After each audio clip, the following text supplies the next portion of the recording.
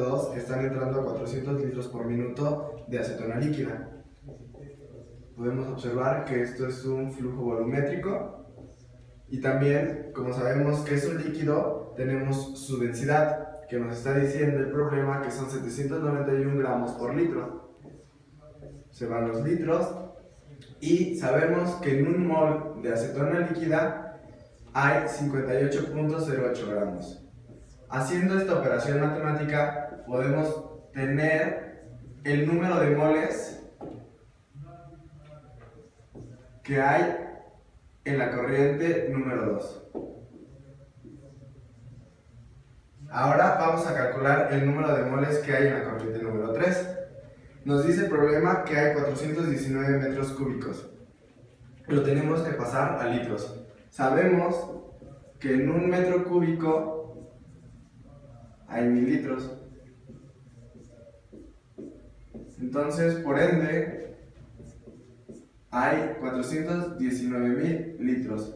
Usando la fórmula de gases ideales, podemos saber el número de moles que existen en esta corriente. Sabemos que se va a trabajar en condiciones estándar, es decir, a una atmósfera, con un volumen de 419.000 litros. Despejando esta fórmula, tenemos la constante, que es 0.082 litros por atmósfera sobre mol Kelvin, por la temperatura a condiciones estándar, que son 273.15 Kelvin. Las atmósferas van con las atmósferas, los litros con litros. Y tenemos que en la corriente número 3 hay 18.706.78 moles. Queremos conocer el flujo molar 4, que es el que se encuentra aquí. Para esto conocemos la presión parcial de la acetona líquida, que es 0.65 atmósferas. Y nos dice que la presión manométrica de la mezcla es de 6.3 atmósferas. También nos da la presión atmosférica. Y sumándolas tenemos la presión total, que es 7.3 atmósferas. Entonces, usando la fórmula de presiones parciales, podemos conocer la fracción molar de la acetona. Tenemos que la fracción molar de la acetona es igual a la presión de la acetona entre la presión total, y eso es igual a 0.65 atmósferas sobre 7.3 atmósferas. Esto nos da un total de 0.089. Ya que conocemos la fracción molar, podemos conocer los moles totales que hay en la mezcla con esta fórmula. Despejando para los moles totales nos queda así. Los moles totales son iguales a los moles de acetona sobre la fracción molar de la acetona. Ya conocemos los moles de acetona, puesto que son los mismos que entran al evaporador. Entonces tenemos que 5.447.65 moles de acetona sobre la fracción molar, que es 0.089, nos da un total de 61.209.64 moles por minuto. Y ese es el flujo molar número 4. Ahora, para conocer el flujo volumétrico usamos la fórmula de los gases ideales. Y despejando para volumen, nos queda así. Conocemos la temperatura, que es de 325 grados Celsius. Lo convertimos a Kelvin y la presión es la presión total que tenemos acá. Entonces, la constante de los gases, litros por atmósfera sobre mol Kelvin, por el número de moles totales, que es este,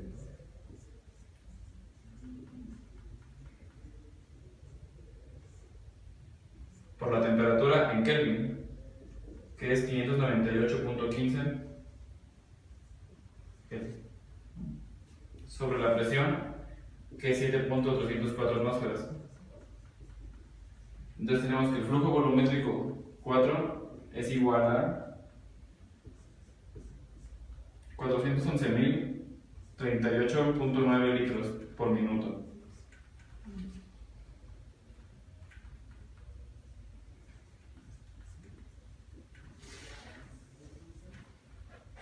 Ahora vamos a calcular N1. Para eso tenemos que el balance del nitrógeno es N1 más N3 igual a N4. Por lo tanto, N1 va a ser igual a N4 menos N3.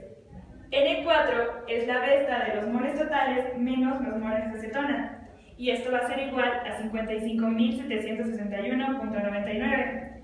N3 tenemos que es 18.706.77. En la resta de estos nos va a dar 37.055.22. Ahora vamos a usar la fórmula de presión por volumen igual a número de moles por la constante de gases por temperatura para obtener el volumen. Al hacer el despeje nos queda de esta manera, y entonces tenemos, aquí sustituimos lo que nos dio antes por la constante de gases por la temperatura de 27 grados centígrados convertida en Kelvin, que nos da 300.15, sobre la presión en atmósferas, que es 0.625. Entonces, el flujo volumétrico nos va a dar igual a 5.341.88 litros por minuto.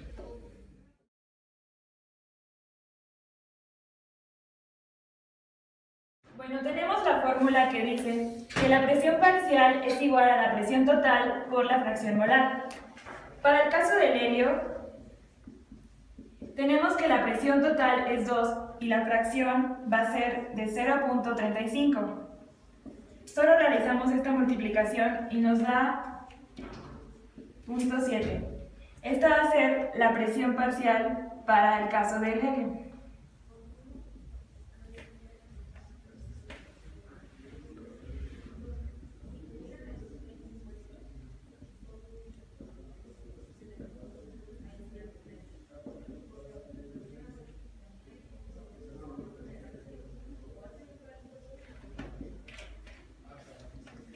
De la misma manera calculamos las presiones parciales para los dos gases restantes y ya tenemos el inciso A.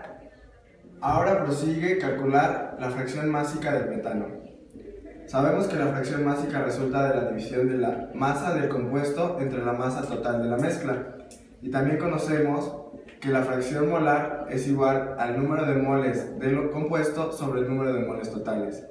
También conocemos la fórmula que la masa es igual al número de moles por el peso molecular.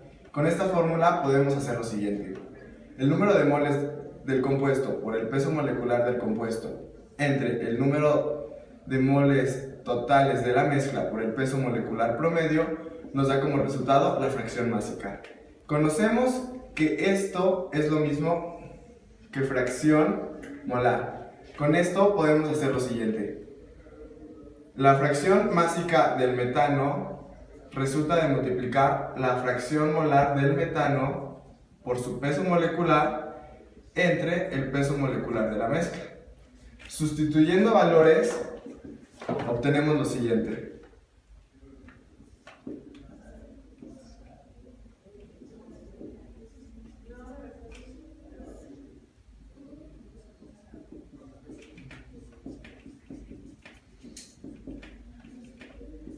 Con esto sabemos que la fracción másica del metano es el siguiente.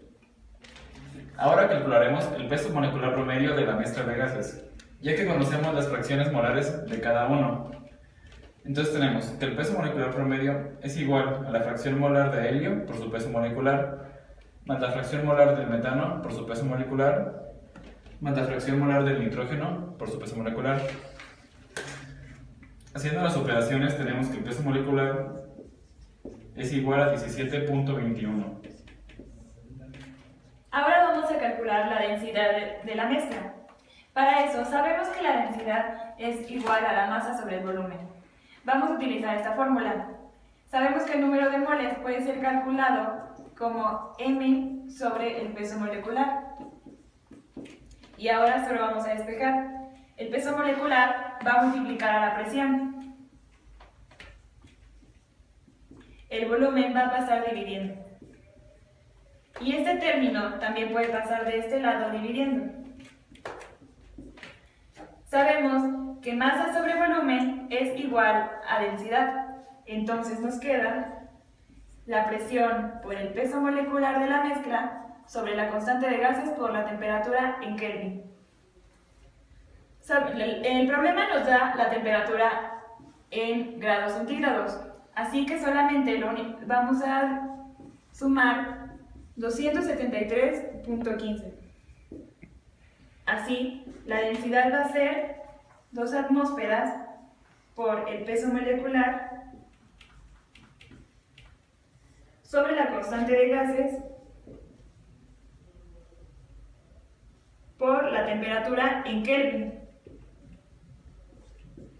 lo que nos da 1.6 kilogramos sobre litro. Y ahora, esto en kilogramos sobre metro cúbico es igual a 1160 kilogramos sobre metro cúbico.